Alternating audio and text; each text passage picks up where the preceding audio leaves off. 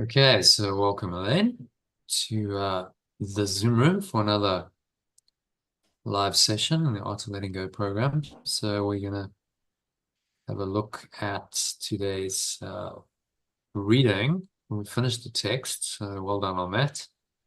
We're going to look at the clarification of terms, cover the introduction as well as section one of it, which is on mind and spirit. So in these clarification terms, he's just looking at the various terminology that's being used in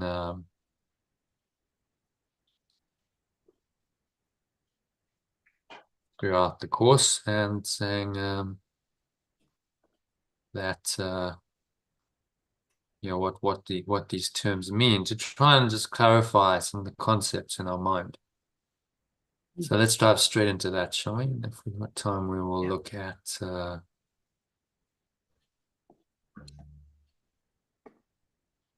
lesson for today as well. Okay, so I'm just going to share my screen with you.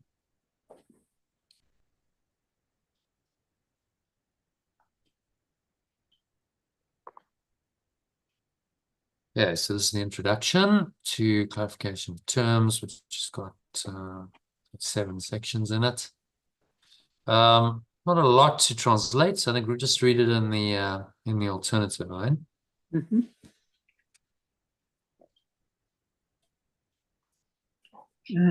This is not a course in philosophical speculation, nor is it concerned with precise terminology. It is concerned only with awakening or the correction of perception. Letting go is the means of awakening. The structure of individual consciousness is essentially irrelevant because it is a concept representing the original error or the original sin. If I am indeed to succeed in overlooking the error, studying the error itself will not lead to its correction. And it is just this process of overlooking at which the course aims. Okay, what's he saying there? Well, it's more concerned about awakening and our correction of perception. So letting go letting go in the means, go is the means of awakening. So it's just learning to let go, and studying the error itself will not lead to its correction. So it's just a process of overlooking at which the course aims. It's not a philosophical speculation. So a good example of studying individual consciousness. You could say there's many psychological systems, theories, starting with Freudian psychology, various other psychologists had a bash at it. There's various personality profiling systems, Myers-Briggs, the Enneagram, and so on, that really assume that you are actually an individual, and they study the individual consciousness. And pathologies, and even if you look at Maslow's hierarchy of needs, self-actualization. So he focused more on the positive aspect at the highest level of his system, but there's still the assumption that you're an individual until you transcend that. In his 8-stage expanded hierarchy, he had transcendence at the top, and by transcendence, what he meant was the transcendence of the belief that you are a separate self. So you collapse then the idea that you're an individual self who needs to self-actualize, needs to grow, and needs to develop, and needs to become better. All of that still within the structure of individual consciousness. You see that? Complete transcendence of that is, well, I never was a separate self. I just am what I am, and there's nothing to grow or develop into if I am already whole, complete, and perfect. So you transcend the level of individual consciousness, which seems to need to grow and develop. And then, of course, can also suffer. And also, if you have growth, what's the flip side of growth? Death. Decay. Yeah, Decay. decay and death. So you grow, and that's typically how life in the ego world works. You have the individual who grows, and as you grow and mature, it all seems quite good and rosy. Oh, I'm getting stronger and better and faster and quicker and smarter, and I'm developing my skills, and I'm Yeah. growing in power and capacity for a time. Maybe your first 30, 40 years of life are like that. And then you start going the other way. Yes. Inevitably peaks, and then you start sliding down the other side of that mountain into decay, and you no longer as fit, fast, strong, functional as you were 20 years ago when you're Yeah. 60 or 70, as you'll be well aware. Yeah. Uh, Yeah.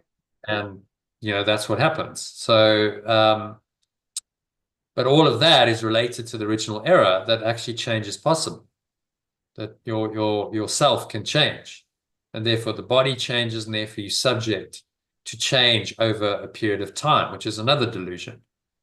And the whole thing of the whole construct of human life, viewed from this perspective, becomes illusory. You start seeing through it, and studying the era of individual consciousness, i.e., accepting that I'm human, and now I'm going to try and study even my psyche, as they do in psychology, is still part of the error, because you're assuming that you're separate. And the study of that actually perpetuates the separate self. Unless you go like Maslow and some of the other systems eventually end up in transcendence. Some of them point to that and say, well, actually, you can transcend the limits of individual consciousness. But at that point, the models break down. There's no more models there, because you go beyond any model system structures into what cannot really be named or described, which is, of course, problematic, because there's nothing to say then. All models break down. You That's the wouldn't end of you it. wouldn't No be able to concept. write books or give teachings, or it just everything just collapses into the one self, which is where the mystics end up. The greatest masters just end up in this, well, there's really nothing to say and nothing to be done, um, other than sit and be in the stillness. Just be in the silence and the stillness, and enjoy being what you are. That's it. Uh, however, these things can be useful. If I think of my own journey, studying individual consciousness, studying psychology, it starts the process of awakening. You start Yeah, questioning, you got to start from about somewhere. who you Yes. are. Okay, well, at least if I'm studying, say, my ego, even from an egoic frame, my psyche, I'm acknowledging that I have a mind. Remember, the ego has tried to tell us that we're mindless, that we don't even have a mind, that we're a body. So that's a step in the right direction, even though it's not the complete picture. You look at this integral model, which is another model. You see that the internal and the external in this dynamic relationship. So, the model is showing us that there's a connection between the inner world and the outer world, and that we need to really master the inner world. We need to let go of our attachment to the external world and material. And but the the ego has told us that the psyche is illusory. It's telling us that the mind isn't even real, by getting us to focus on the body.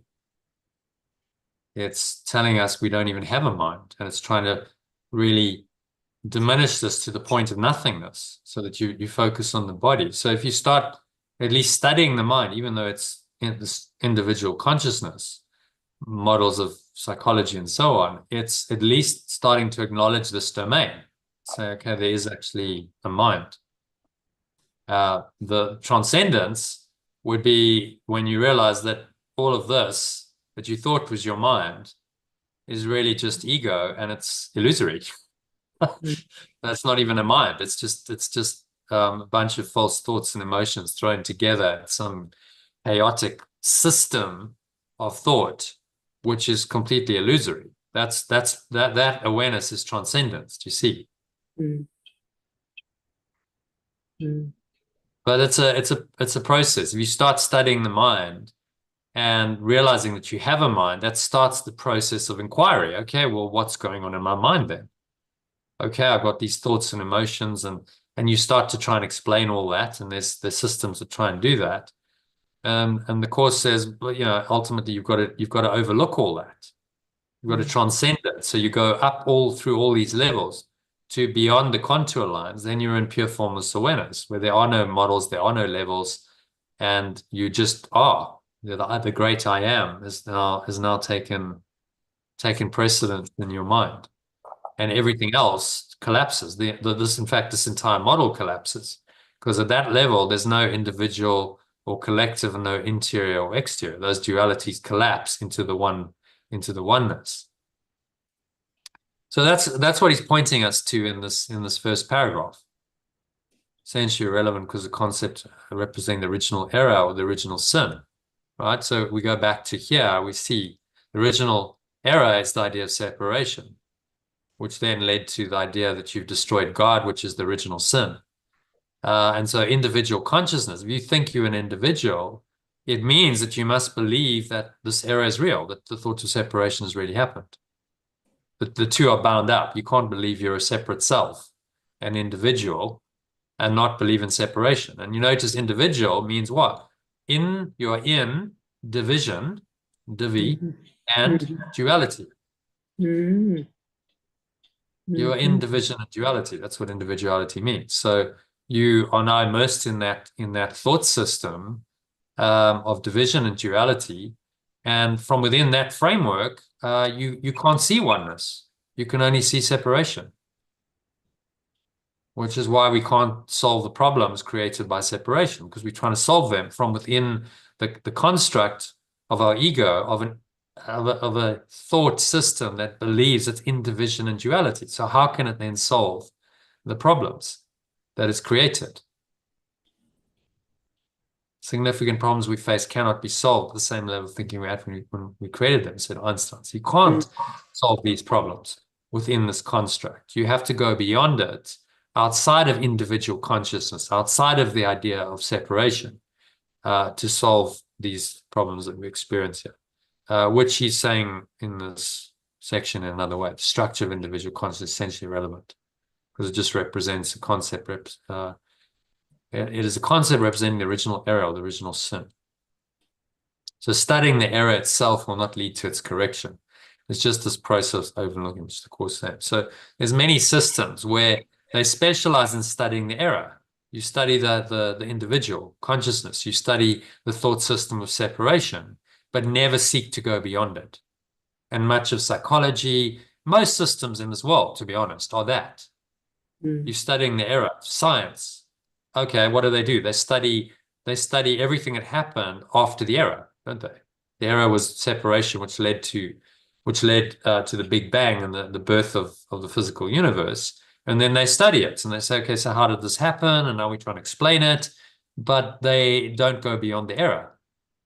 The closest they can get is to say at time t equals 0, we have no idea. But now you're getting into the unknown. But they don't dwell on that, because they go back into their models. Because here you can still continue with models and thoughts and explanations. At t equals 0, i.e. eternity, timeless. There's no time. There's no models. You can't explain anything. Everything just breaks down. So do you see how we created all these systems that study the error, whether it's science, philosophy, history, philosophy, possibly you could argue, could point you beyond it. But science certainly if you stick to even quantum mechanics, it just is a discussion of the error. It doesn't point you beyond that until eventually you hit a dead end. Okay, at time t equals 0, we can't say anymore. Well, now you've hit the limits of that thought system, and you could go beyond it into something quite extraordinary beyond that thought system, if you had the courage to do so. But as Winston Churchill said, most men just stumble over the truth from time to time and hurry off as if nothing had ever happened. Mm. And so I shared that talk by a quantum physicist at Cambridge. I don't know if you listened to it. And about 45 minutes into it, he says a very significant thing. He says, well, at time t equals 0, we really have no idea. Yeah. But he didn't pause and reflect on that, or that was just almost an aside, and then he just carries on. But in that statement is, okay, that could be the most significant thing in the whole talk. Okay, all of our inquiries led us to a place of the unknown. We can't really say what that is. Well, maybe that's what we're here to discover by transcending the limits of the thought system of separation. Okay, so that's what he's pointing us to is a thought system that's outside of the construct of separation. All right, so number 2, all terms are potentially controversial. All terms are potentially controversial, and those who seek controversy will find it. Yet those who seek clarification will also find it. However, they must be willing to overlook controversy, recognizing that it is a defense against the truth in the form of a delaying maneuver. Theological considerations are necessarily controversial since they depend on belief and can therefore be accepted or rejected. A universal theology is impossible, but a universal experience is not only possible but necessary. The course is designed to facilitate this experience. Here alone, consistency comes possible, because here alone, uncertainty ends. Okay. What he's saying in this one? Well, it's just saying it's controversial when those who seek controversy will find it. So but they have to be willing to overlook this controversy because it's a defense against the truth. Yeah, so don't get caught up in nitpicking on detail, so people can get into endless debates over words and what does it mean, and so on and so on. Saying, well, these are really just defenses against the truth, because it's all dogma. Theology is dogma. And you'll never find a universal theology. There's various religions and theologies that seem to exist in this world, and they all disagree to an extent. Until you start going into the experience and you start going, okay, well, what's beyond these? So that's where he points us. The universal experience is not only possible but necessary. It's one of the most powerful lines in the whole course, I think. Universal theology is impossible. So don't try and find any kind of unity in the theology. But a universal experience is not only possible but necessary. That universal experience is pointing to is peace and love, joy, these deeper states, which throughout history the various spiritual traditions have shared. They point us to the same states. And if you read accounts of mystics, if they describe their experiences throughout the centuries and the millennia, they're very, very similar. They're pointing to a universal experience of something that's transcendent, something beyond this world. Sorry, what were you going to say, Elaine? Oh, I can't remember now. Sorry, yeah, it's lost me. Yeah. Okay. So the course is just designed to facilitate this experience. It's not an exercise in theology. The understanding the theory, the metaphysics, is part of a process of bringing you into this experience. So if you don't understand the theory, then it's probably likely, given our Western need to understand, probably likely that you won't necessarily have this experience. It's still possible. I mean, in the East, the tradition is more experiential. So the Buddha would answer theological questions by just saying, well, if you get shot with an arrow's in your side, are you going to ask questions about the nature of the arrow and who shot it, and where the archer was born and who made the arrow and what wood it was made out of, and on and on. You're not, are you? Just going to pull it out. That's it, yeah. So a more kind of experiential, practical approach. But I appreciate the metaphysics of the course that Yeshua's given us, because it allows you to accept it on a high level. He's not asking you to just go on blind faith here. He's saying, okay, look at the theory. Does this make sense? And actually, if you really look at it, the pure logic of it makes sense. Okay, I understand now what happened, why the world is the way it is, why we have a physical universe, why we have all these characters in bodies knocking around. It makes sense as to why this world even exists. It's just a product of a tiny mad idea that's been projected out. But that idea itself is false. Okay, well, now I can start moving beyond the falsity of it into what was originally there and has been covered over by separation and is still there. Hasn't really gone anywhere. So if you don't understand this idea of that there was a tiny mad idea of separation, and then that kicked off the whole process that's led us down the ladder of separation to here being seemingly separate individuals in bodies in a world. It's all a bit of a mystery, isn't it? And you don't really know. And then you're prone to making errors and saying, well, God created all of this. There's some kind of universal mind, God, consciousness, whatever you call it, that created it. And that's the ultimate power. And then many systems of thought believe that this is the ego, essentially, is then the ultimate power in the universe. But that's a mistake, because beyond the ego lies the awareness that preceded the idea of separation. So that must transcend it and must be greater. And Yeshua's saying, yeah, that's there. It's there for you if you're willing to let go of the idea of separation in all of its forms. So the theology, the structure of studying individual consciousness is not going to help you get out of the error. You need to be willing to let all that go back into your original state of pure experience. A universal experience is where he's pointing. It's pure formless awareness of perfect love. That experience is the universal experience that he's talking about, yeah, in which all the mystics have attained. Same state. The descriptions are very, very similar of this state. And then it transcends theology and dogma and just points you directly to the awareness that you are. Okay.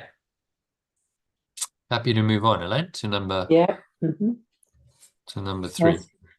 This course remains within the belief and separations framework where it is needed. It is not concerned with what is beyond all error, because it is planned only to set the direction towards it. Therefore, it uses words which are symbolic and cannot express what lies beyond symbols. It is only the belief in separation that questions, because it is only the belief in separation let doubts. Once a question has been asked, the Course merely gives another answer. However, the answer does not attempt to resort to inventiveness or ingenuity. There are attributes of the belief in separation. The Course is simple.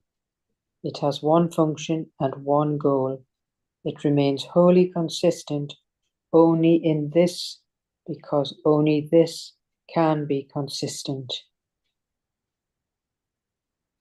So it's saying that the Course does work within the belief in separations framework because it's needed. It's not concerned beyond all the errors.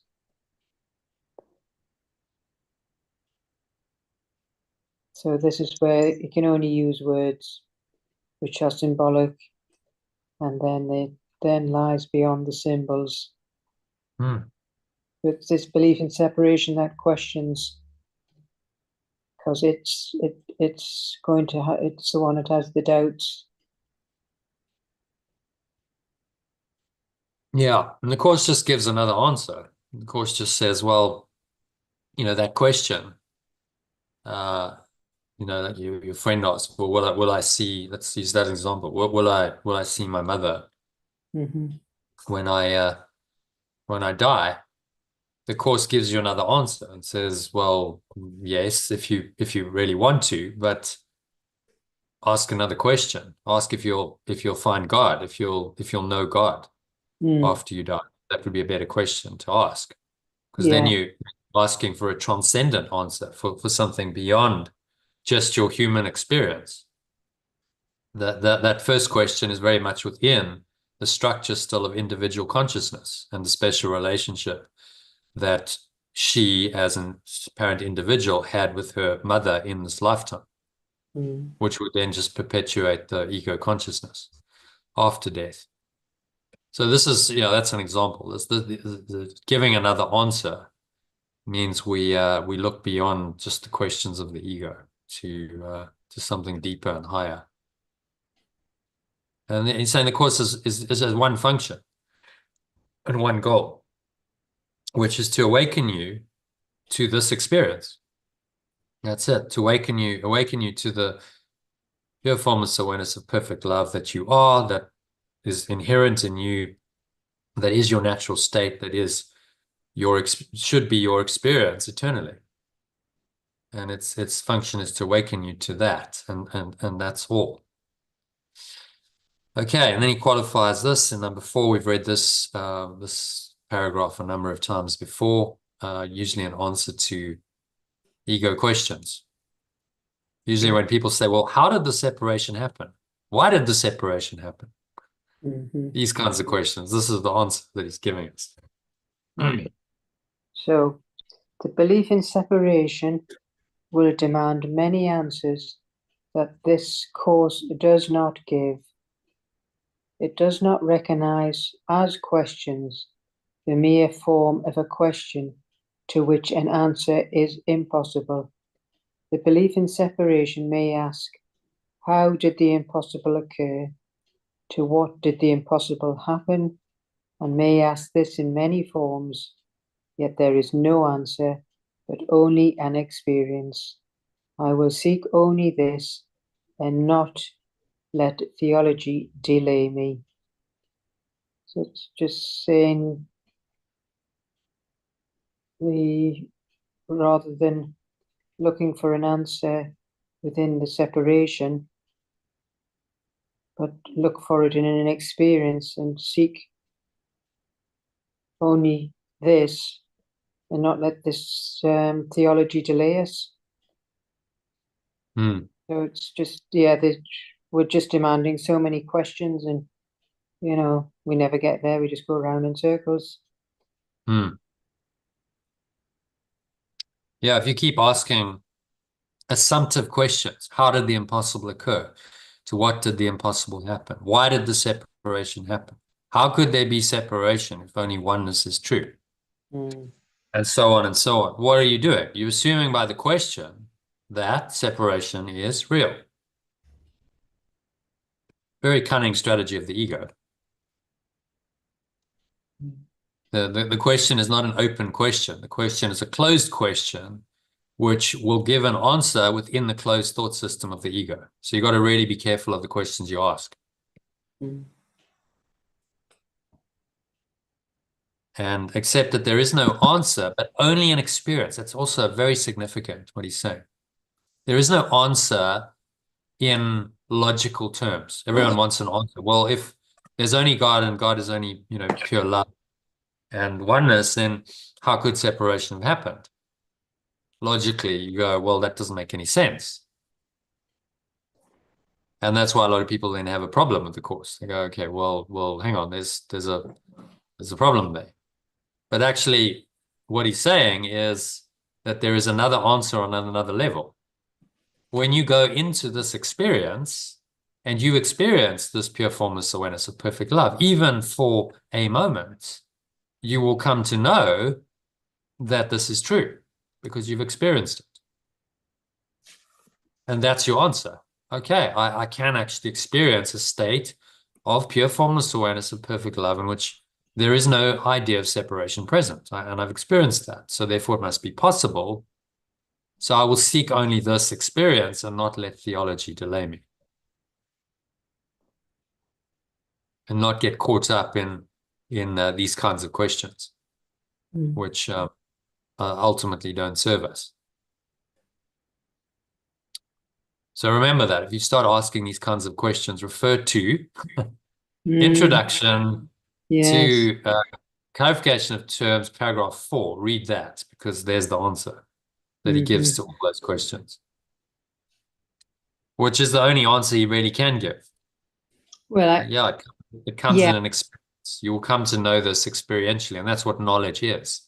It's an experience, experiential knowledge. That's what all the mystics have, is an experiential knowledge and understanding experientially of the truth, as opposed to just theory, which someone's taught them. That is the essential difference between a mystic and a theologian. The theologian has studied, they have book learning, they've got all kinds of concepts, which they've studied from whichever tradition they've been in, but they don't know the truth themselves. They don't know it experientially. The mystic knows it experientially, and so therefore can know it and teach it on a different level. And we saw that dichotomy very clearly 2,000 years ago when Yeshua was teaching. He taught from experience. He was a mystic who taught from his own experience in a way that really connected with people and helped them. And the Pharisees and Sadducees, who had all this book knowledge, they taught from book learning of the Torah and all their studies, couldn't match that. And they felt very challenged. And they wanted to stop him because he was showing them up to be fake, really, imposters. They didn't really know God. They'd studied a bunch of theoretical concepts about God, most of which were false. They'd studied a false thought system and mastered that. And Yeshua came along and said, well, this is all false. So it's really all nonsense. Just forget it. And of course, their ego found that very challenging, which is why they killed him in the end. Okay. So, number 5. I noticed that the emphasis on structural issues in the Course is brief and early. Afterwards and soon, these drop away to make way for the central teaching. However, since I have asked for clarification, these are some of the terms that are used. Yeah, so that just leads us nicely into the terms. Just read the summary quickly, just to recap it, and then we'll go into section 1. Yeah, the mind training course I am undertaking is not about philosophical musings or exact terminology. It focuses on correction of perception through the process of letting go. The detailed structure of individual consciousness is not essential. in the process as individual consciousness is a symbol of the original error. My task is not to study the error, but to learn to overlook it. All terms can be contentious, but if I seek clarity and I'm willing to bypass controversy, I'll find it. The goal of studying the course is to facilitate a universal experience rather than a universal theology. This course operates within the framework of the belief in separation to guide me towards what is beyond all error, using symbolic words that can't fully capture what lies beyond. It is the belief in separation that raises questions and doubts, yet this course offers another answer without resorting to the belief in separation's traits of inventiveness or ingenuity. It is simple, with one function and one goal, and so maintains consistency.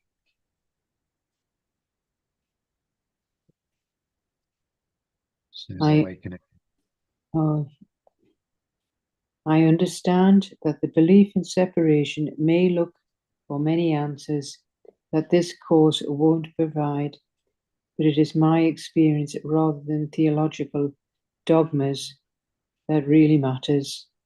The course's initial focus on structure quickly gives way to the core teachings of the course to facilitate this awakening experience. And the key message, I'll read that. Yeah. I am learning to correct my perception by letting go and moving beyond the belief in separation without getting entangled in theological complexities. This course guides me towards a universal experience of truth, helping me to simplify my journey by focusing on the single goal of awakening to this truth.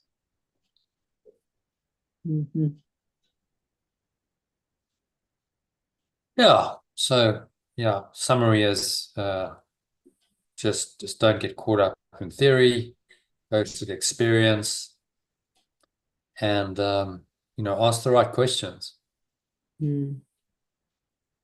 Yeah. If you keep asking egoic questions, then you'll keep getting egoic answers. Start asking better questions and inviting an experience that isn't logical, that isn't symbolic, that isn't in words, that shows you in your direct experience that this awareness, this reality is there, and that all of these thoughts and emotions that go with the ego are false.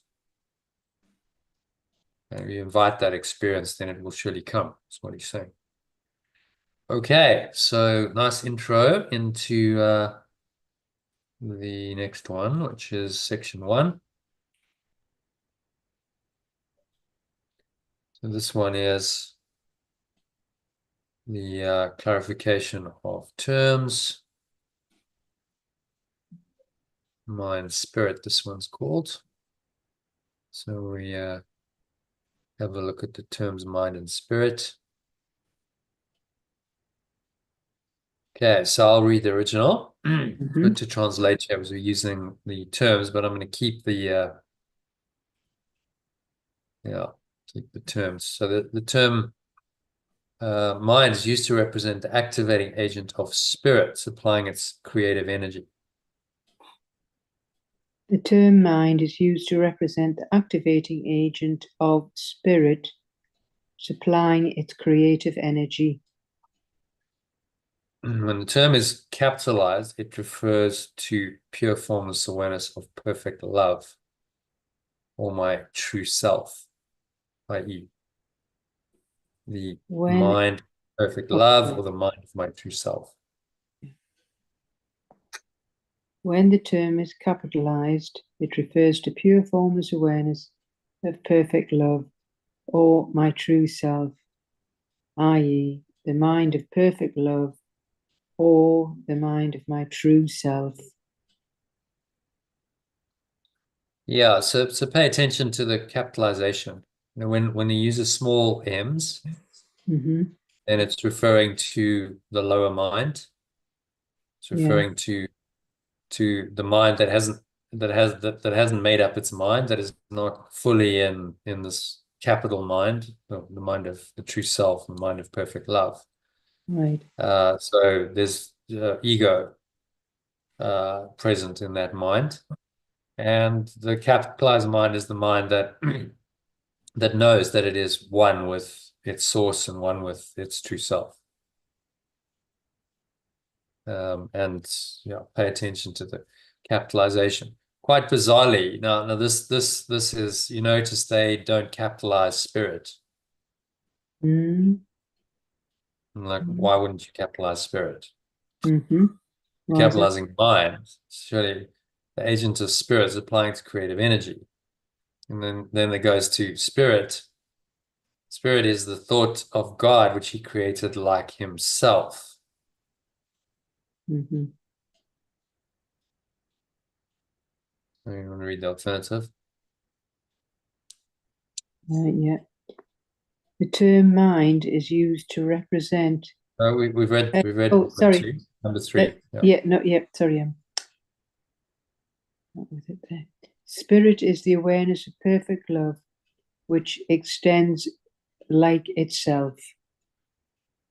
Yeah, which it extends. So perfect love extends spirit like itself. So really our translation for spirit is pure formless awareness.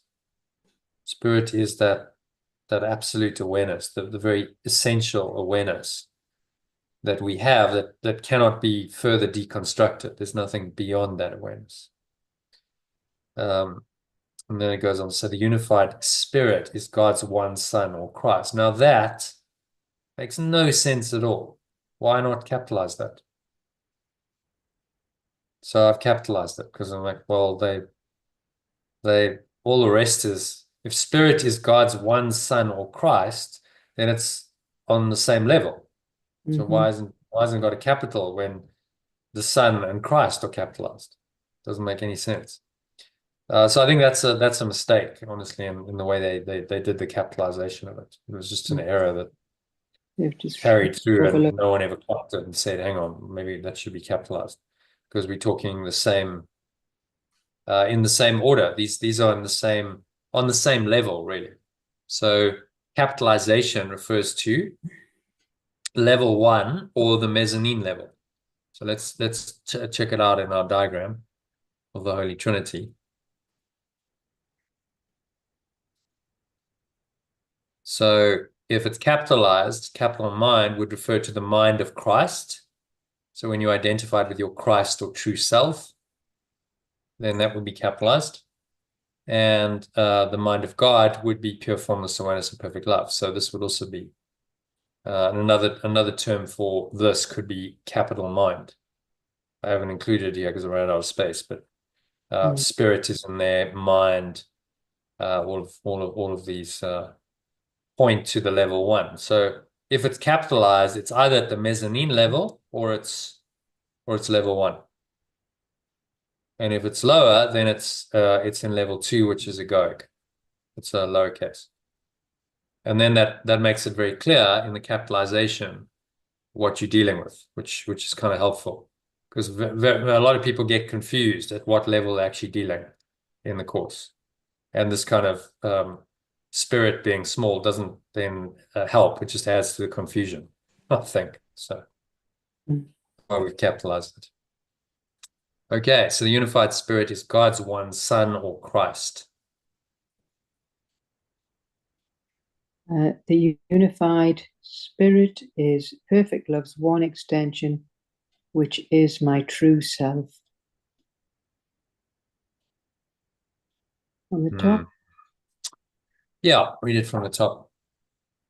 the term mind is used to represent the activating agent of spirit, supplying the creative energy. When the term is capitalized, it refers to pure formless awareness of perfect love, or my true self, i.e., the mind of perfect love or the mind of my true self. Spirit is the awareness of perfect love, which extends like itself. The unified spirit is perfect love's extension, which is my true self. So, okay. So in summary, what is mind? What do you understand as mind? Small mind, capital mind, and what's spirit? Well, the little mind represents the activating agent of the spirit. And this supplies the creative energy. That makes sense to you. Did you understand what he's well, it's just saying there? Yeah, well, it's just the next step to being the spirit, the small mind. Yeah. So when I interpret that as the mind, that the smaller mind is taking that energy, that awareness of spirit, and it's now imbuing it with a dynamic force, so you can now act on it, activating agent. Okay, so instead of just being pure formless awareness, now movement and flow happens. But if it's done correctly, then it's inspired by the spirit. The mind should be inspired by the spirit, i.e., the mind is inspired by pure formless awareness of perfect love. And the pure formless awareness is then guiding the mind's thoughts and words and actions. And now, if that's the case, you're in your Christ mind or your true self, which is stemming from pure formless awareness of perfect love, which is the higher mind, capital mind. The lower mind is rooted in the ego, because it's actually the opposite of the capital mind. The lower mind says, no, I'm going to create my own little reality, my own identity, and I'm going to exclude this higher mind and this awareness of pure formless awareness of perfect love or God. So yeah, we'll leave it as it is. Represents activating agents of spirit, but it's goes, yeah, there's quite a lot of depth to understanding this. It's more the awareness. I see it as that this awareness underlies everything, and you're either going to be inspired by this awareness, and so now this awareness is governing your perceptions, and perceptions govern your actions, your thoughts, your words, and your actions.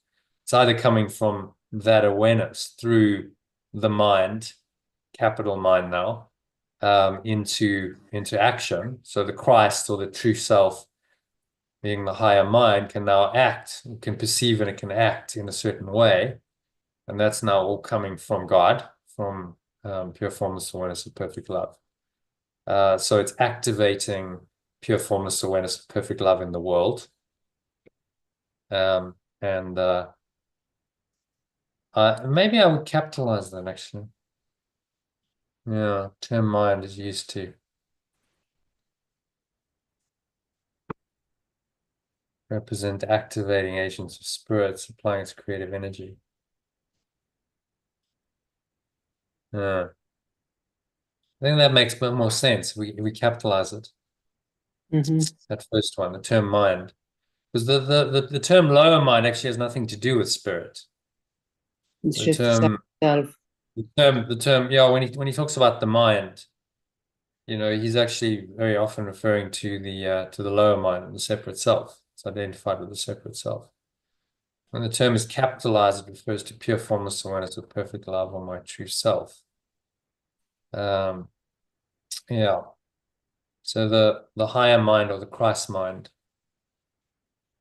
become the activating agent of the spirit in this world. So very much along the lines of this diagram. It's what the analogy I use is like a step down transformer. So you have at the top level this level 1, this pure formless awareness or spirit, and then in order to translate it down into something useful in this world, so that you can actually perceive and act correctly, it needs to be stepped down through the transformer of the Christ or the true self or the higher mind, whatever you want to call it. So now that true self or higher mind is perceiving with Christ's vision, and that's practicing the miracles, making the corrections, doing the forgiveness, doing the letting go, which then lead to the healing, the awakening, the transformation.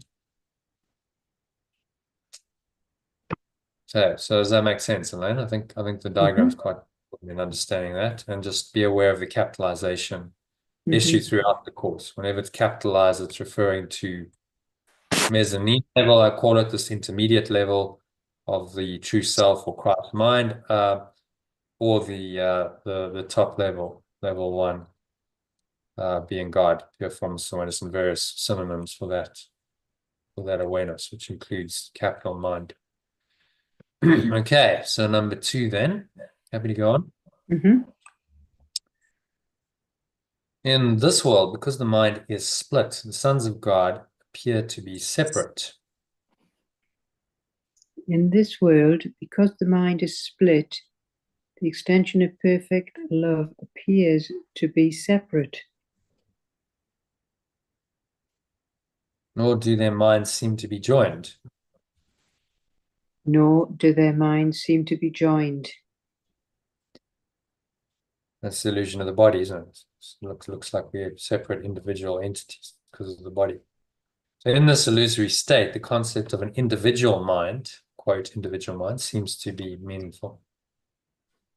In this illusionary state, the concept of an individual mind seems to be meaningful. It is therefore described in the Course as if it has 2 parts, spirit and ego. It is therefore described in the Course as if it has 2 parts, being a pure formless awareness and the belief in separation. From the top, in this world, because the mind is split, the extensions of perfect love appear to be separate, nor do their minds seem to be joined. In this illusionary state, the concept of an individual mind seems to be meaningful. It is therefore described in the Course as if it has 2 parts, being pure formless awareness and the belief in separation. She's talking about the split mind. It just says that the extension of perfect love appear to be separate, and they don't seem to be joined. They're in an illusory state and in an individual mind, and it seems to be meaningful. So yeah, and that's the lower mind. Individual, whenever they talk about the mind, small mind, then it's this idea of an individual mind that seems to be meaningful and existent. And that's where he meets us. As he says, well, if you believe that that's what you are, then I have to meet you there where you are, and then show you your error and help you to free your mind from this error. So it's therefore described in the Course as if it has 2 parts, spirit and ego. Okay, so the individual mind now is split, and it has the higher mind, it has the spiritual pure formless awareness that's still there, but it's been covered over by the belief in separation, which is a separate self.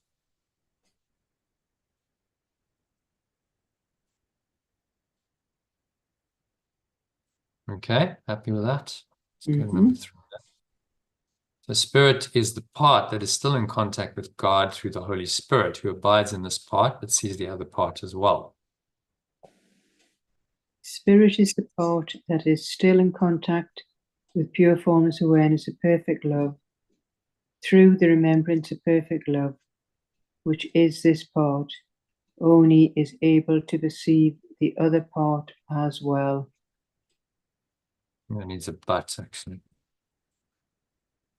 Instead of only. But is able to, which is this part, but is able to perceive the other part as well. Yeah, but makes sense there. So the genius of the Holy Spirit is it connects us with God, level 1, but it can also perceive level 2. So it sits in the middle. That's why it's this kind of intermediate stage. It's not fully in pure formless awareness of perfect love, because in that total awareness, then the illusion would be gone. There'd be no perception. So it's not there yet, but it knows this. It's connected to this, but it can also now perceive this false world in a different way.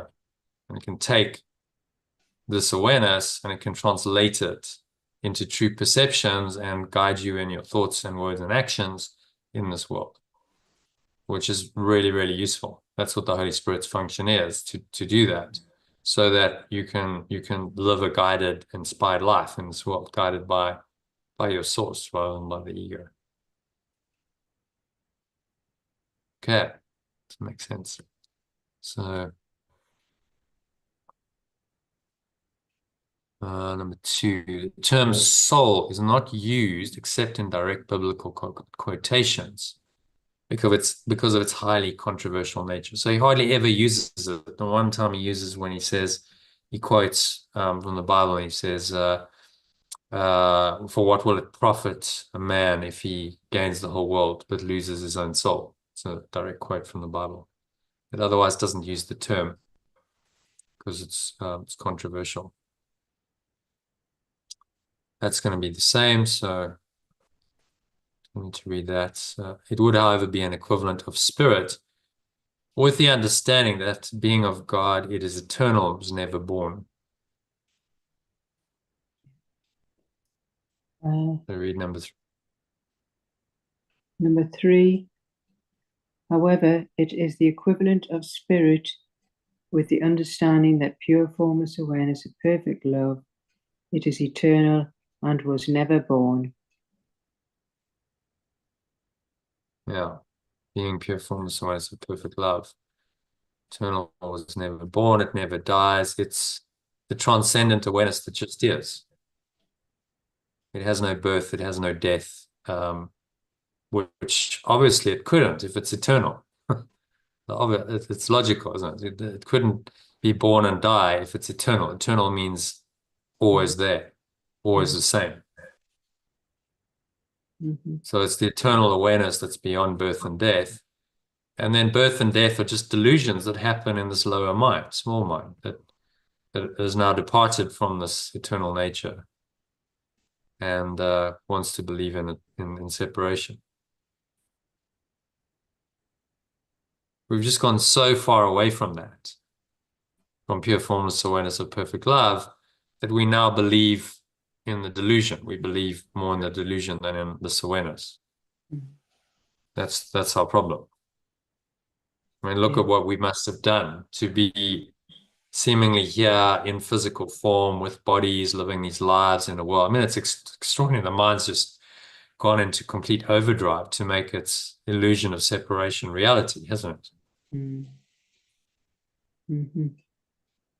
But yet it's still a delusion.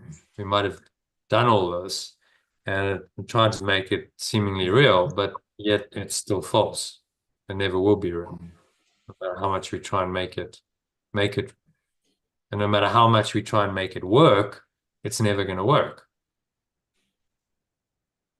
because it's not real, because it's a false world. All right. So happy to go on to number 4. Yeah. The other part of the mind is entirely illusory and makes only illusions. The other part of the mind is entirely illusory and makes only illusions.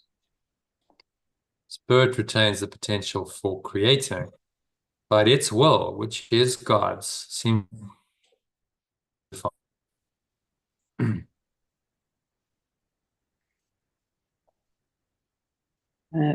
Spirit retains the potential for extending, but its awareness, which is pure formless awareness of perfect love, seems to be imprisoned while the mind is not unified. Creation continues unabated because that is the will of God. Being continues unabated because it is the pure formless awareness of perfect love that can never change.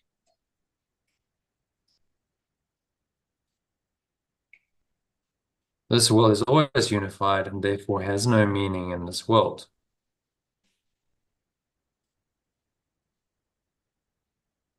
The awareness is always unified and therefore has no meaning in this world. Yeah, so we translate will as awareness. The will of God is the awareness of God, awareness of perfect love. Mm. It has no opposite and no degrees. It has no opposite and no degrees.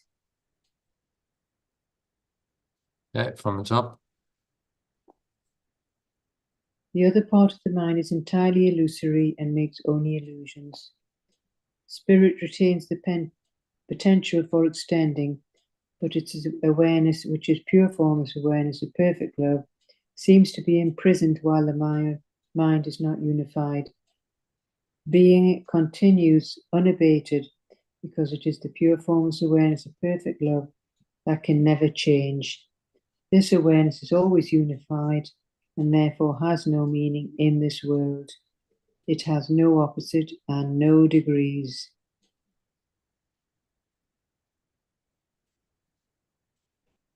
Okay, what's he saying there? Well, there's a part of our mind that's purely illusory, and the spirit retains the potential for extending, but this pure formless awareness seems to be imprisoned while this mind is not unified. Yeah, there is no real opposite to this. Mm. So this will of God, remember we translate will of God as the awareness, pure formless awareness of perfect love. This is not a will that says, you need to do this or you need to do that. That's how we typically interpret. It's an awareness that just is. The will of God is pure formless awareness of perfect love that can never change. That's always unified. Therefore has no meaning in this world, which is a world of opposites and degrees.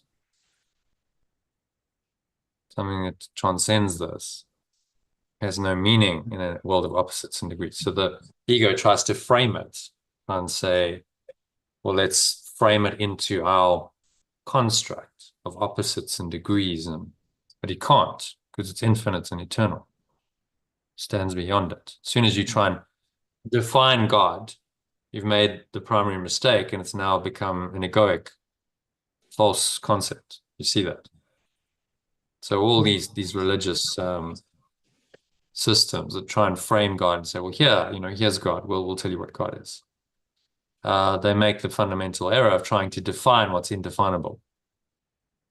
And then really what's happened is a concept of a fearful, wrathful, vengeful God normally gets invented by the ego as its God. So this is the God of the ego. Okay. So any other questions on number 4? Mm-hmm. Yeah, that's good. Mind, so on to number 5. The mind can be right or wrong, depending on the voice to which it listens. The mind can be right or wrong, depending on the voice to which it listens. And notice that was small mind, yeah? Because Mm. in the small mind, there's choice. You have the two camps in the mind. Yeah. It's not capitalized mind that has no doubt. Capitalized mind cannot be wrong because capitalized mind knows only the truth. But the small mind seemingly still has a split in it, which then needs to be resolved by making the right-minded decision. It says right-mindedness listens to the Holy Spirit, forgives the world, and through Christ's vision sees the real world in its place.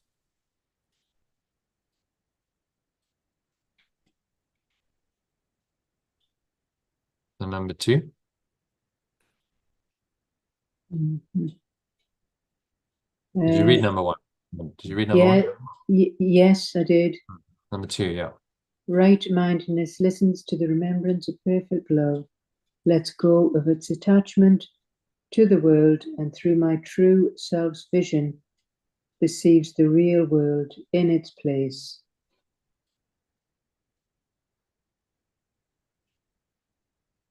Well, okay. And this is the final vision, the last perception, the condition in which God takes the final step himself. This is the final vision, the last perception, and the condition in which pure formless awareness of perfect love takes the final step itself. Here, time and illusions end together.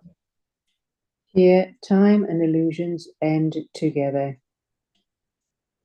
And from the top, the mind can be right or wrong, depending on the voice to which it listens. Right-mindedness listens to the remembrance of perfect love, lets go of its attachments to the world, and through my true self's vision, perceiving the real world in its place. This is the final vision, the last perception, and the condition in which pure formless awareness of perfect love takes the final step itself. Here, time and illusions end together.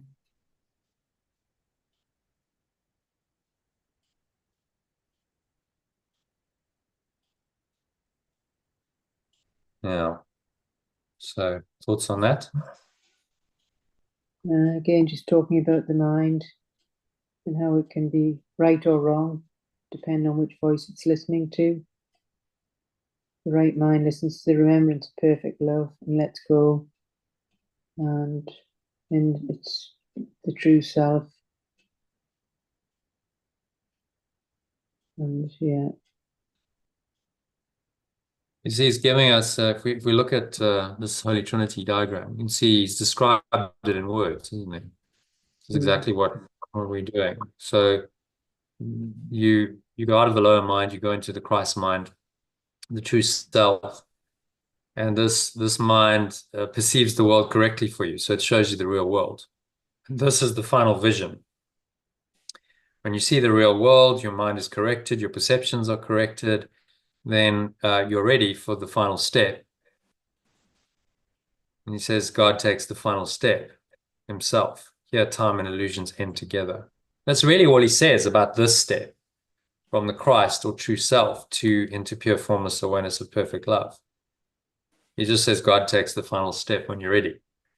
And that's it. So he's not trying to, it's not a course in teaching you how to do that, because he knows that when you're ready, that will happen of its own accord. It's a course in teaching us how to identify more and more with our true self, less and less with our ego, by correcting our perceptions through the process of letting go and then perceiving the real world through the eyes of the true self and the Holy Spirit, remembrance of perfect love. And the more we do that, the more we invite this experience of pure formless awareness of perfect love into our experience. And eventually we're just going to merge back in there. God takes the final step, means this awareness has become so much our awareness that it's really no big deal. We're already there. It's just a final letting go of the body along with all the illusions, and then it all collapses. All of this. So in God, none of this really exists. Even the true self or Christ, the Holy Spirit, true perceptions, miracles, forgiveness, letting go, awakening, healing, transformation, etc., etc.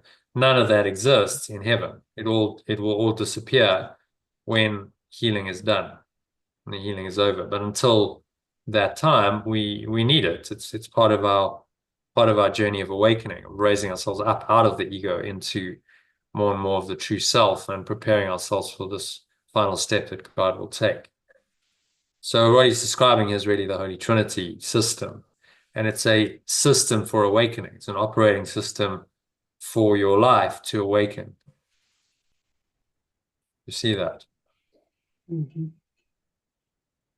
All right. So let's go to number 6 then. A couple more to do.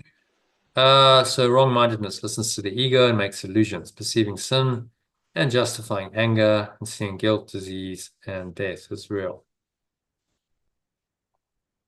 Wrong-mindedness listens to the belief in separation and makes illusions. It perceives sin, guilt, disease, and death as a real and justifies anger in response. Both this world and the real world are illusions because right-mindedness merely overlooks or forgives what never happened.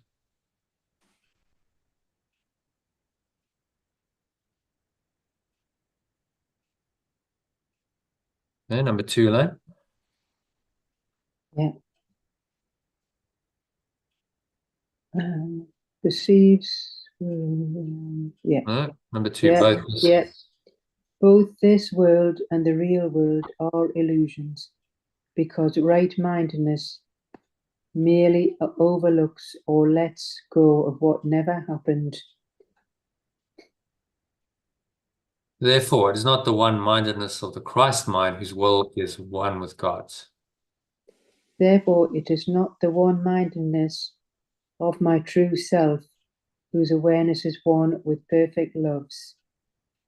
From the top, wrong-mindedness listens to the belief in separation and makes illusions.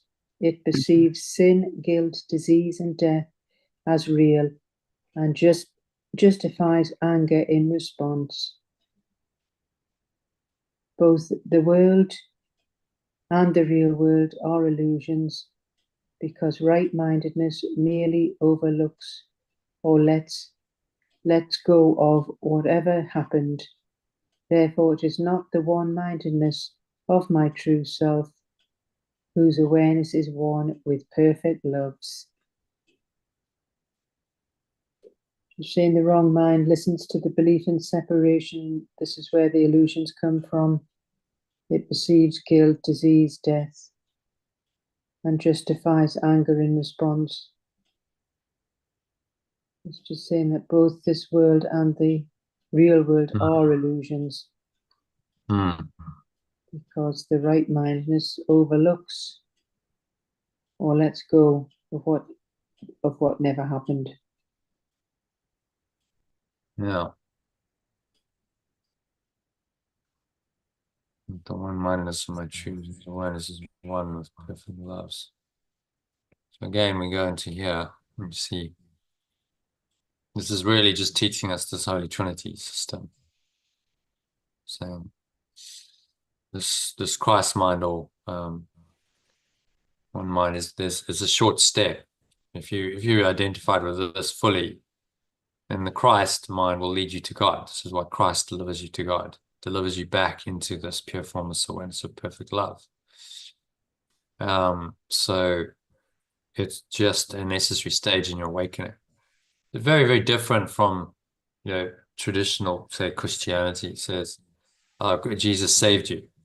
Jesus saved you from your sins and has spared you the punishment of God. It's a misinterpretation. This is saying your true self will save you from the pain and suffering of your ego and will restore you to your true awareness.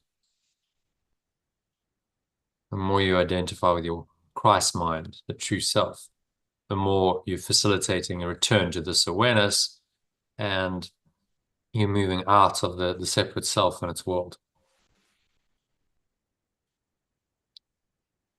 Okay.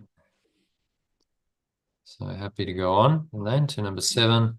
So in this world, the only remaining freedom is the freedom of choice, always between two choices or two voices. In this world, the only remaining freedom is the freedom of choice, always between two choices or two voices. What is not involved in perception at any level and has nothing to do with choice. Pure formless awareness is not involved in perception at any level and has nothing to do with choice. Consciousness is the receptive mechanism, receiving messages from above or below, from the Holy Spirit or the ego.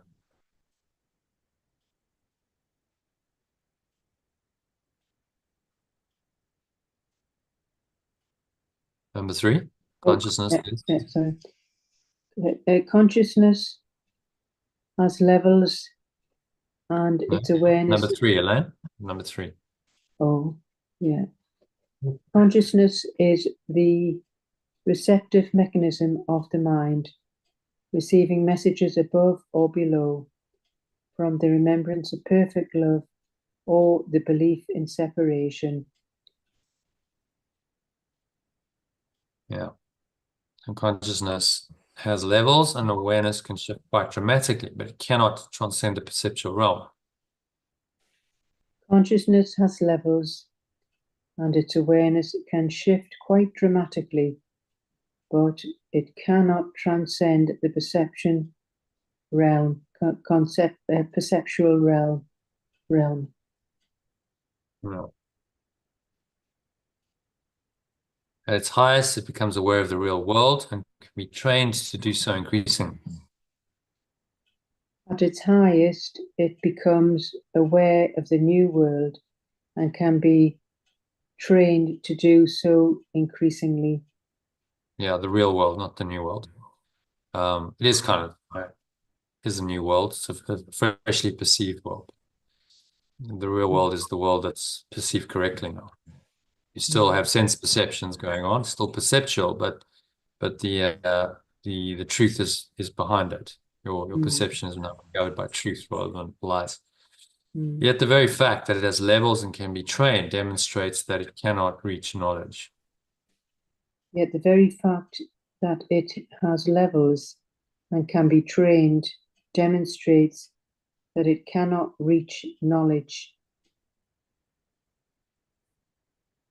Okay, from the top.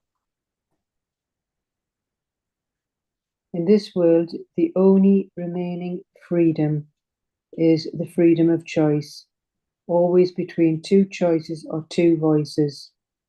Pure formless awareness is not involved in perception at any level and has nothing to do with choice. Consciousness is the receptive mechanism of the mind, receiving messages from above or below, from the remembrance of perfect love or the belief in separation. Consciousness has levels and its awareness can be shifted quite dramatically, but it cannot transcend the perceptual realm. At its highest, it becomes aware of the real world and can be trained to do so increasingly. Yet the very fact that it has levels, can be trained, demonstrates that it cannot reach knowledge. Okay, so what's he saying on this one?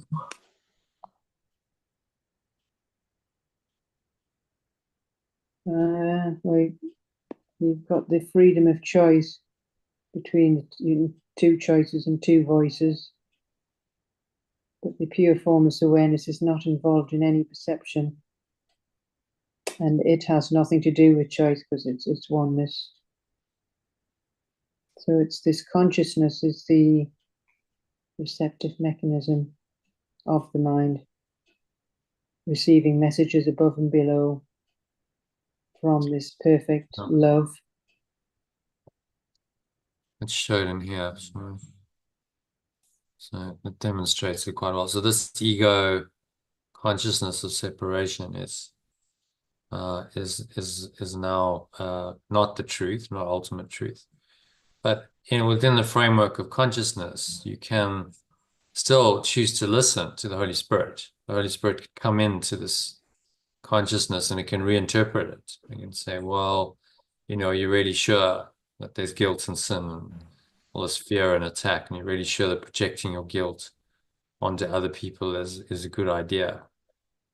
So it comes in and it reinterprets the ego's consciousness and says, no, this isn't true, this isn't right, it's false.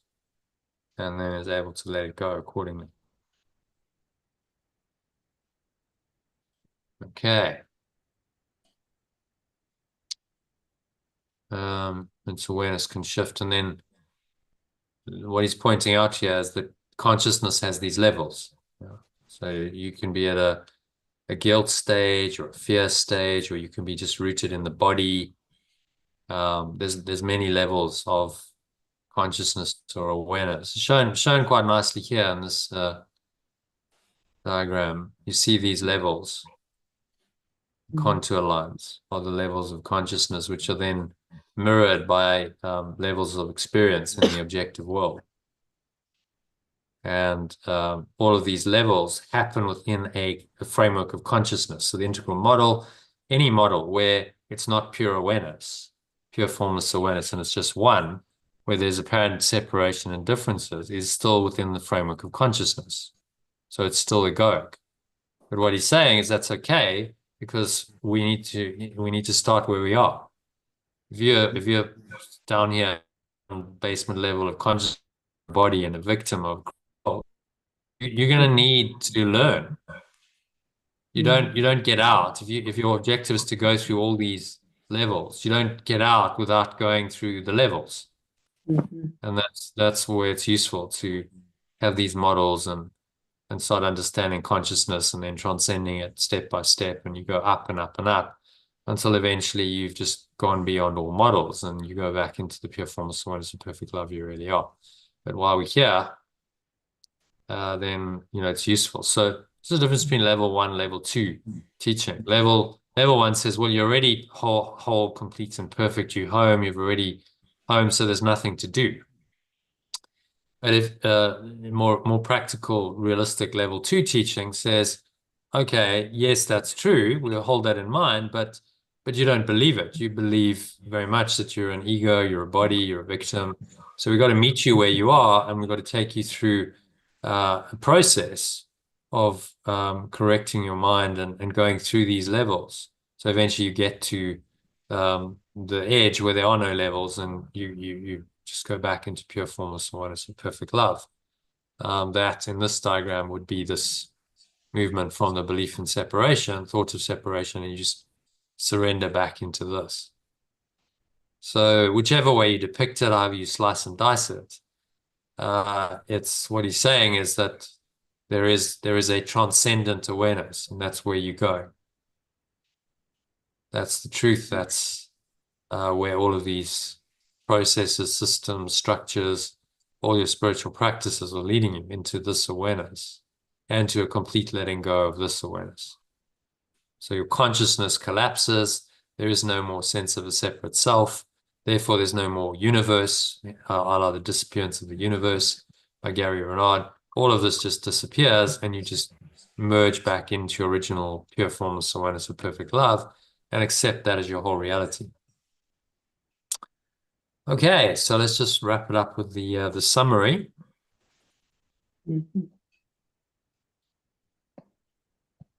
Oops. In this text, I am introduced to the concept of the mind as the activating force of spirit, which is the awareness of perfect love. When unified, spirit is pure formless awareness of perfect love, love's single extension, which is my true self. In this world, however, the mind appears split, giving rise to the illusion of separate individual minds. This split creates two parts: spirit, which remains connected to pure formless awareness of perfect love through the remembrance of perfect love, and the belief in separation, which produces illusions. Okay, just recap on that. Anything strike you there? Summarize it. It's just saying about the mind and how it's an activating force of the spirit, which is the awareness of perfect love. So the mind does appear split. This is where the illusions come up, and it comes into individual minds. It creates two parts, which remains connected to the pure formless awareness of perfect love through the remembrance of perfect love and the belief in separation, which produces illusions. Yeah, let's say which produces a false. The belief in separation then necessarily means we have to believe in a false self concept, and its illusions. And so there's a dichotomy and there's a split in the mind, and we have to recognize and see that split and then make the right choice. Right-mindedness is choosing to let go of our belief in the wrong mind and choose the spirit over the ego. Shall I read the next one? The spirit Okay. retains the potential to extend, but its pure formless awareness of perfect love seems limited, while the mind is divided. Right-mindedness, aligned with the remembrance of perfect love, perceives the real world, letting go of illusions, leading to the end of time and separation. Wrong-mindedness, guided by the belief in separation, perceives sin, guilt, and death as real, reinforcing anger and fear. Okay, so what's he saying there? But it's just saying the spirit has the capacity to extend, and its pure formless awareness of perfect love seems limited when the mind is divided. So the right mind is aligned with the remembrance of perfect love, which perceives the real world and lets go of the illusions. So it leads to the end of this time and separation. And the wrong-mindedness, guided by the belief in separation, perceives sin, guilt, death, reinforcing the anger and fear.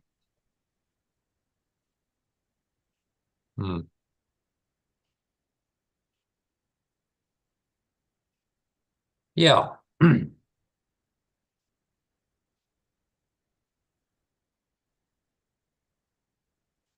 Okay, happy with that? Should we go on? Yeah. The next one.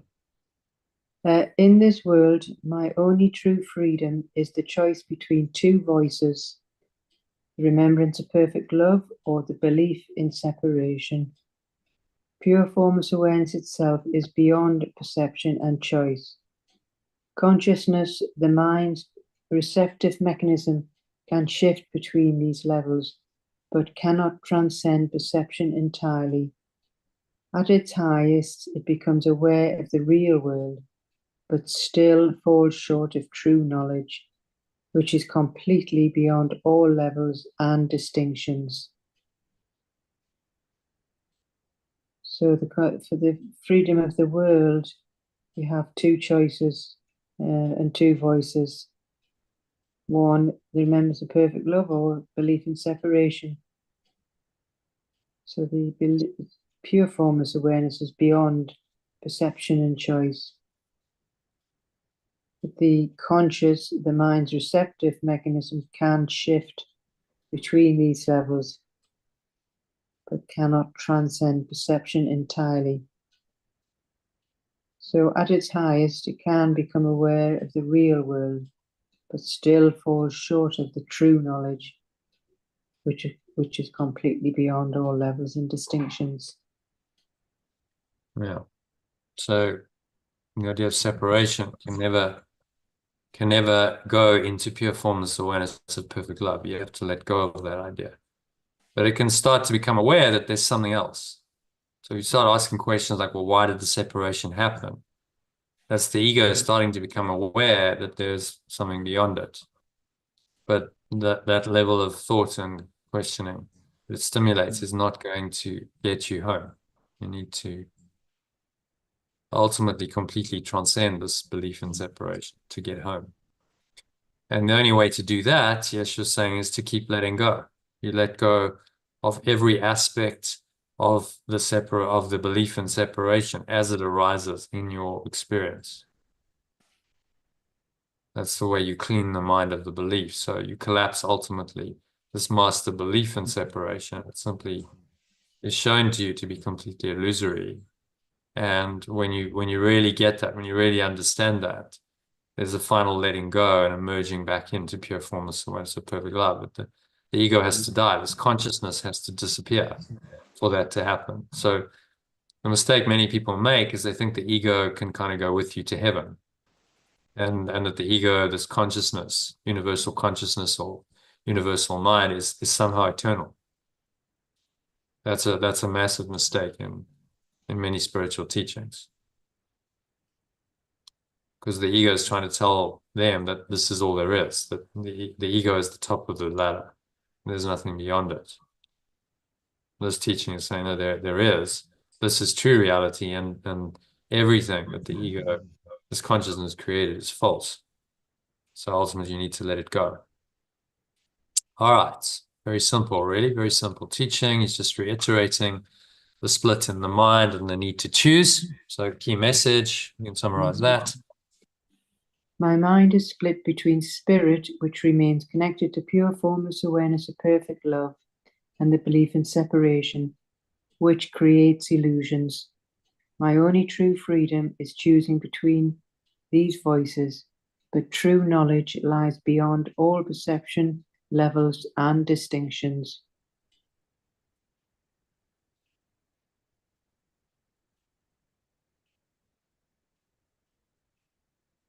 Yeah.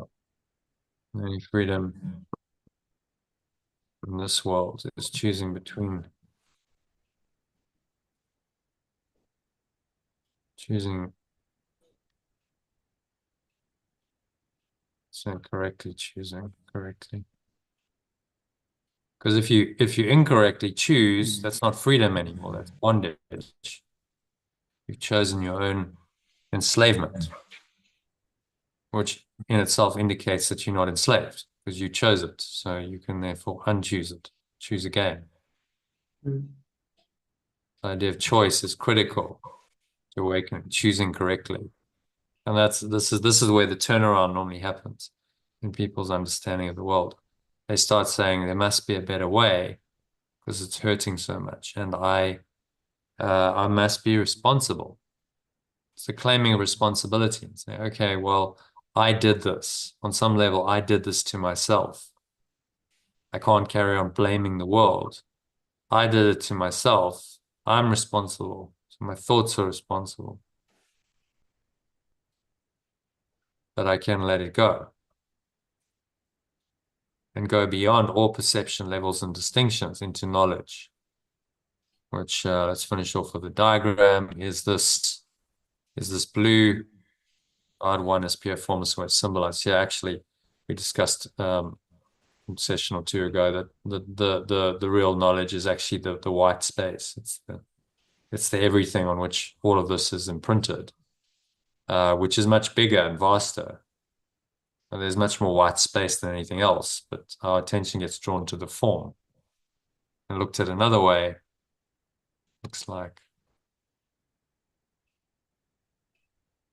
we're letting go of any individual consciousness, any sense of being a separate self, to the Christ, first of all, which is the identity that knows that we are one with our true awareness, pure formless awareness of perfect love. And then God takes the final step. If we really fully identified with the Christ, then it's not very far away that we'll just merge back into pure formless awareness, perfect love. Okay, so I think that's hopefully clear. It's a recap of the terms, but actually a teaching on the Holy Trinity and how that works, the different levels of it, and how you can really use this as your operating system for life. And this is something that doesn't come through that explicitly in the course. He mentions the Holy Trinity, I think, in one or two sections. But that he's giving us an operating system for your entire life is enormously powerful. All right. So any other questions, Elaine? Questions, thoughts, comments? It is 8:30, so if you want to go now, I'm happy to stay and do a lesson quickly, but if we need to go, we can. Yeah, no, I've got a few messages I need to send, so yeah, I'll drop off now. Yeah, that's great lesson. Yes, always need that reminder. You can choose again. Yeah. If you've got a choice, and your only freedom in this world is that you do have a choice. No matter what's happening, you can exercise choice and choose correctly. And that will get you out of the mess you've made. If you choose incorrectly, then you'll just get yourself deeper into the mess. Just go around And the so then it's a very simple teaching. Okay, well, make the right choice. You can make the right choice with the right mind training. You can identify what these choices are. You can see them as separate choices, and you can make the right choice. And if you keep doing that, that is the process of awakening. That's how you awaken to the truth of who you are. You start with the Christ, the true self in this world, but that prepares you for this awareness that's transcendent. You go more and more into this awareness, the more you identify with the Christ. So, what I love about the system is that it's very practical. It's actually very doable. He's not he's not saying, well, you've just got to go from here to here. I mean, let's say the Buddhist teaching, Buddhist system. I'm not saying there's not merit in it, in a lot of it, but theologically, it goes to the no self. It says there's no self. So you have a false self, which is illusory, and then you have you know self in pure formless awareness of perfect love, because there isn't really a self here. This is just pure awareness. But now, how do you go from being really identified with the false self and the self concept to no self directly? Virtually impossible, I would argue. The mind won't understand it. The mind will get terrified of losing identity. So he's saying, okay, well, you can identify with a self concept. It's still a concept, but it's a concept that will connect you with the truth. It's like an intermediate level of a true self or Christ that is connected to its truth. It's sort of pure formless awareness of perfect love. It can also perceive the world and make right-minded choices and decisions and perceive the world correctly. And that's what he's trying to train us to do in this course. The scope of the course is this. Don't really have to worry about level 1 and what happens here. This is God takes the final step. The scope of the course is moving you from level 2, being identified as a separate self in a separate body, to level 1 as the true self, and how to do that. And that's properly the focus of the course and of perception as well. So if teachers come along and they start teaching this, well, you're already there. I go, well, that's not very helpful for most people because they don't believe they're there. If they were already there, they wouldn't even need you to tell that to them. They would know it already, wouldn't they? They wouldn't be listening to your teachings because they would already be there. They'd just be sitting in samadhi. So most people are sitting somewhere here. They might be in a process of awakening, but there's still work to do. And so the course is designed for, the majority of us who are moving from level 2 to level 1 via the true self and the Holy Spirit. And that's what really this section was about, and teaching through the terminology, but teaching us the system. Again, reiterate, this is how it works. This is what the system is actually doing, and how it can help you to ultimately free yourself back to pure formless awareness of perfect love. Okay, so on that note, I won't waffle anymore. Thanks, Elaine, for joining as usual and making the session more than a monologue. I appreciate it, and I will see you tomorrow. You're going to join tomorrow? Yeah. So we do an afternoon session. I can start at 1:30 if you like. Yes.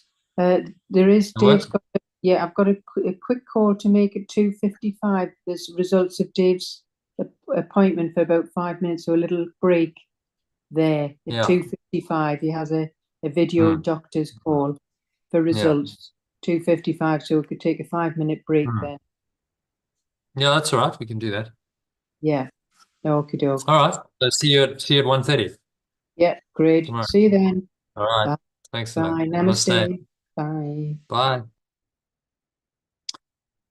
Okay, so that's a wrap for today. Thank you to Elaine for joining. If you enjoyed the session, why not subscribe to the channel? If you're not already a subscriber, just hit the subscribe button. You'll be notified by YouTube whenever I go live, which is 3 or 4 times a week. You can also catch then the recordings if you don't catch the live stream. Secondly, if you'd like to dive deeper into these teachings, do join us in one of these sessions to get access to the times and the link to Zoom. Just go to lifebuild.com. put in your mobile number, and you'll be sent Telegram messages every day. I have a Telegram group you'll be added to. You just would need to make sure you've got Telegram on your phone or tablet, whichever you're using, installed, and you'll then get a daily inspirational quote and a mind training lesson from the course with alternative language, some comments often on the quote and the lesson, meditations, longer meditations, shorter breath breaks, I call them, to help you practice the lesson, section of the text every day, or other parts of the workbook, other parts of the Course in Miracles other than the workbook, and also notifications about these live sessions with the Zoom link to be able to join. So check it out at lifebook.com, and join us in the group, and hopefully see you at some point in the Zoom room. Thanks for watching or listening, and namaste, which means the truth in me acknowledges and honors that same truth in you.